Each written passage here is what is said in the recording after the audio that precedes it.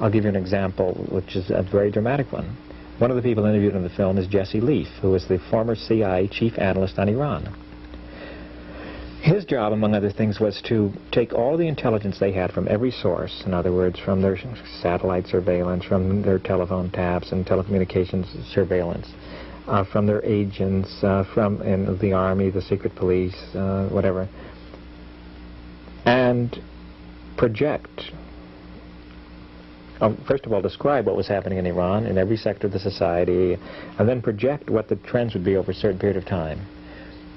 And these reports are prepared, and everything is documented. It's like doing a thesis. You refer to where you get all the information. He concluded in 1971 or 72 that the whole thing was going to blow up.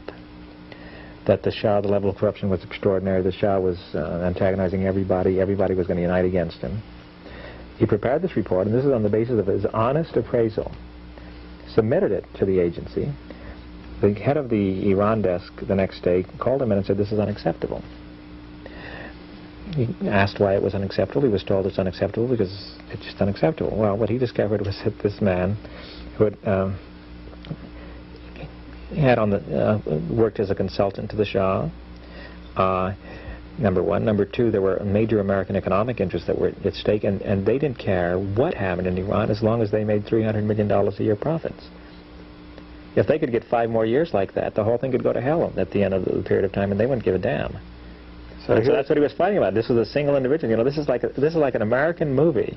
It's like a Gary Cooper movie. This lone guy, not a gunslinger, walking down the street, representing honesty, etc., and he runs up against this whole structure, which is saying, no, no, we don't care what happens.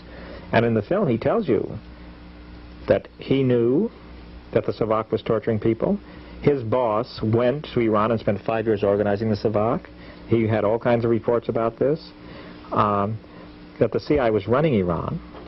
That the Shah of Iran was a CIA agent. In other words, this man is the emperor of emperors, the emperor, the Persian king of kings, tracing himself back to Darius and Xerxes. And yet, the CIA chief of station would call him up, and he would volunteer information on what was happening in the royal palace.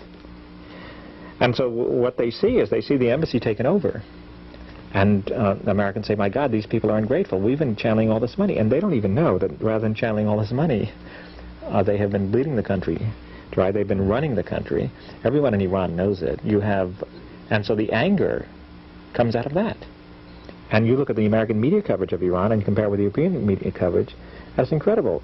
I know of cases, for instance, where the Iranians made available Savak agents to the press. They could interview them, who were trained in the United States in the International Police Academy. I even know of a case of one man who, when he was trained here, invented a torture instrument, which is a pretty frightening thing, because what it is, it's like a hair dryer, this old woman's hair dryers.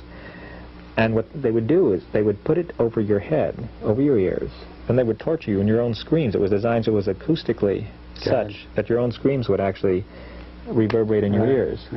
And of course you might say, well, this man might have been planted. The Iranians are making propaganda, but at least someone should have gone and talked to them. And checked it out. And checked it out. Nobody did.